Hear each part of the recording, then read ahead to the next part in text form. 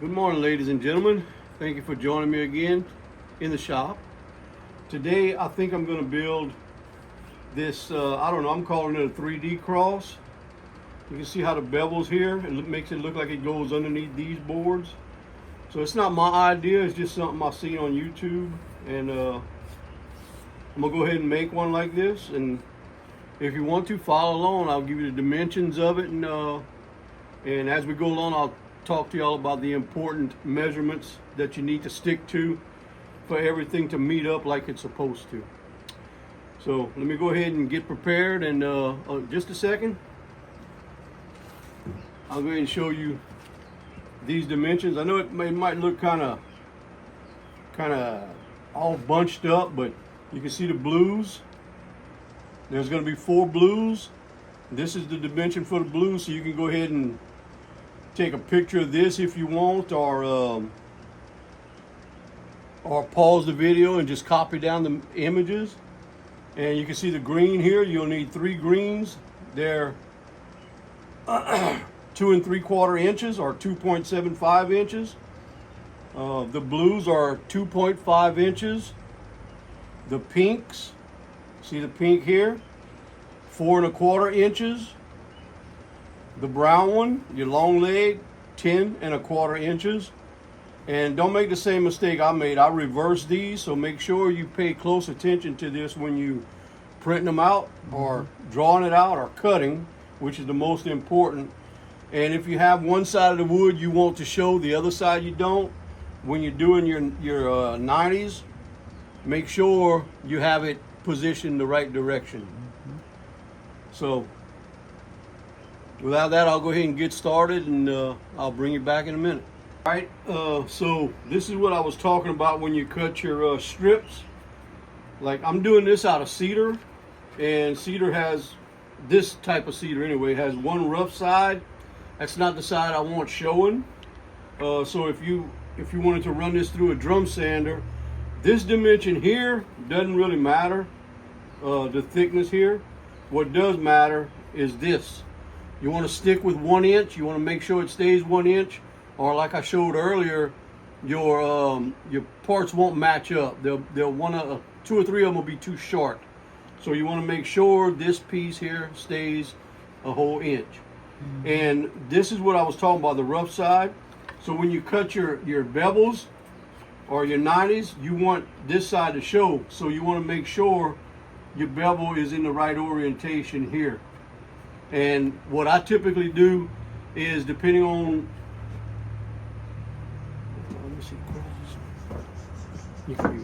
depending on my orientation, I'll take, like, say this stick here is going to be this one. So I'll go ahead and scribe me a line here just lightly, so I'll know this is going to be for that. And also, these are 2 1/4, I believe, or 2 1/2, whatever they may be. Whatever measurements I gave you, don't quote me on those. So I'm going to cut these out first, being they're so small. You don't want your hand too close to the saw. Remember, safety is the best policy. So I'm going to cut these off of one strip first. After I get these four cut, I'll move on to the next smaller ones, get those cut, and then I'll move on to the larger ones. Now, these bevels right here, there's multiple ways of doing it. Typically what I like to do is, it's going to be a flat edge like this. So I like to cut off with my with a saw. It doesn't have to be a miter compound saw. Just cut that off, and then when you go to round over the edges with your sander, it'd be a lot less work to do. So I'll go ahead and I'll cut out these pieces. I'd like to show you me cutting them out, but I don't want to show anything on YouTube that might make someone do something in a dangerous fashion. So when you're cutting them out, just use your best judgment, and I'll bring you back once I have all my pieces cut. All right, so if you look down here, you can see I cut my little, I cut like 45 degrees off of each one. And I'm gonna go to my belt sander, and I'm just gonna kind of, this little point here, I'm just gonna kind of round it over from here. So it'll kind of be like, kind of like that. just round it off this point. And I'll bring it back as soon as I get that done. So, as you can see, I beveled the edges. Instead of having that crisp point, now it has a bevel. It's going to look more like it's going underneath. So now you're about to see the magic happen and see me struggle to get it together like it goes. Yeah. So laugh if you want to. This ought to be fun. I'll probably have to wind up looking at my... Puzzle, it's kind of like a puzzle piece. I'll have to wind up looking at my other one. Yeah, yep. This one. Yep, this is what it's going to look like. So this one's going to go up here. And then we'll glue it all together with some CA glue. So this one goes up here. Then this is going to happen like this.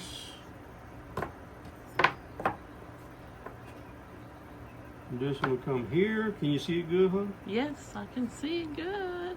Do you want me to zoom in or something? Maybe come on this side. Show it from a different, just pause it, stop. So my wife went to a different angle to give you a better view with the lighting behind us. So you can better see how it goes together. And like I said, this is kind of confusing for an old Cajun like me. So, I mean, some of you guys and gals might be able to put it together a lot simpler. But for me, it just kind of gets... It's kind of like a puzzle. Hello.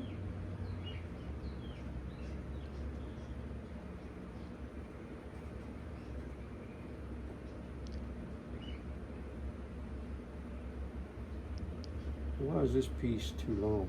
Or am I... No, you got it right. Am I at an angle here? I don't know. Are you? Here we go. Here we go. Yeah, there you go.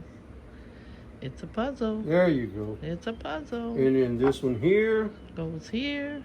And this one And here. that one goes there. And there's your cross. Your three-dimensional cross. And if you notice your miters, your 90s are not coming out real good, it's fine. It's going to work out when you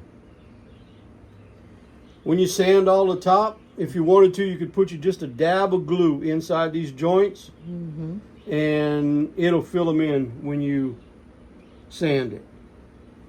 So with that said, I'm going to go ahead and use some CA glue, and I'll show you how I do a few of the corners. I'm not going to show you everything to bore you. You do these two. And Together. once you do these two, I mean, the process is simple from there. It's the same, yeah. Let me see how my old CA glue is going to operate here. Most time these things get hard. This one seems to be working okay. So one side, you're going to put some CA glue. And I'm sorry I'd show you the label on it, but they kind of fell off. It's fine. So put a little dab of CA glue on here. And then on the opposite side, just spray. And you could be using some rubber gloves if you want. My hands are old. I don't even really care. Some of you may have something to say. I'm sure I'm going to hear a lot of comments about this. But anyway, with that being said, I try not to get it on my hands. But, you know, accidents happen. Yeah, that's So, why they now, call again, when you're putting it on, make sure this side's not up. See, like I just did. No, I sprayed it right. I'm sorry, my bad. My bad. See, you Now we're going to put it better together. than you thought. Yeah. Hello. Put it together like that and hold it for just a little bit. Yeah, hold it for a second. And then that CA glue hardens minute. real quick. A minute. There Especially you go. with It's this together. hardener. It's together. So- The cross is beautiful, honey. And I I'll like show it. you. Great. And I'll show you this next one just for the sake of it. Yes. A little trick, if you stand your CA glue up like I did, it takes a minute for it to come out. So I'm going to show you in just a second what you should do. So instead of standing it up, go ahead and lay it down like that and it'll stay towards the jaw. A little dab of that. See, like me, a little dab will do you. And then stick it together. And at this point, you want to make sure all your miters are tight. Yep, leave it for a minute. because once you stick it together, it's a done deal. Yep. Now the only tricky part is when you're going to come to glue this to here. Into, yep. So I generally leave that last, make sure everything is stuck really good, and then do one side at a time. And I'll bring you back once it's complete, and we'll start doing some sanding on the top, and you'll be able to see. Look like my joints are coming out real tight, but it all depends on your sled that you build for your miter sled. So if you build yours good, or if you already have one, they should come out nice. But if not, like I said, just go ahead and put a little, after you get it together, just put a little wood glue on it. And sand. When you sand it, it'll stick good in the joints. So, all right, we'll bring it back in a minute. All right, so here's the cross. Came out like this. Now, what's going to give it the strength is this backer board. This is just 3/16 plywood, finishing plywood, and you can see I have it drawn out. We're gonna cut those little insides out to match these, just so you can have light in the back. If you wanted to, you could put a light on the back of this, and it would shine through and give a little ambience on the outer sides. But I'm gonna cut this out. I would like that. And then I'm gonna put this on there like that, gluing it to the back, so it'll give it the strength. Right. And then I'll show you a little later on, once this is all complete. I won't put any lights on it right now on the video because I don't have any. My wife just instructed me that she would like some on the back of it, so I'll have to get some. Probably Amazon will be a good spot to look. And to do that, once you get it on here,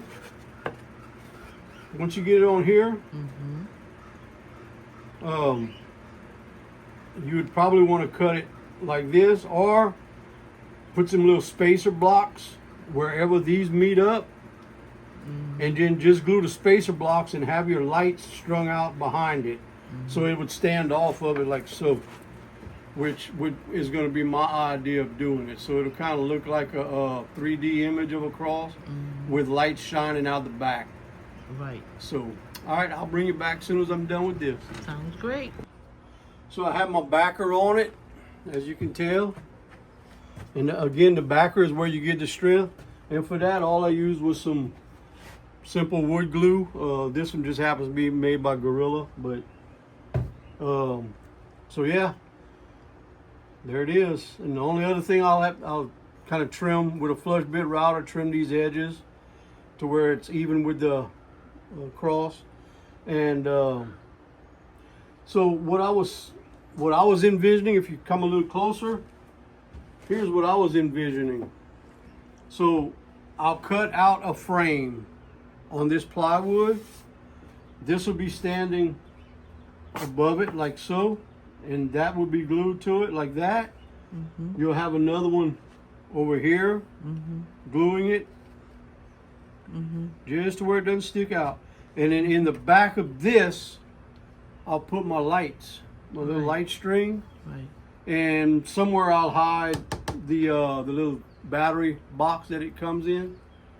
And It'll be a lighted cross. put lights on it. You can hang it on the wall, or if you wanted, you could put your little board under it like so, or like so. Just make it to where it would stand up on it, you know, and you could just put it on your desk, whatever. I mean, use your imagination. But that's the end of the video, guys. I hope you enjoyed it, and gals.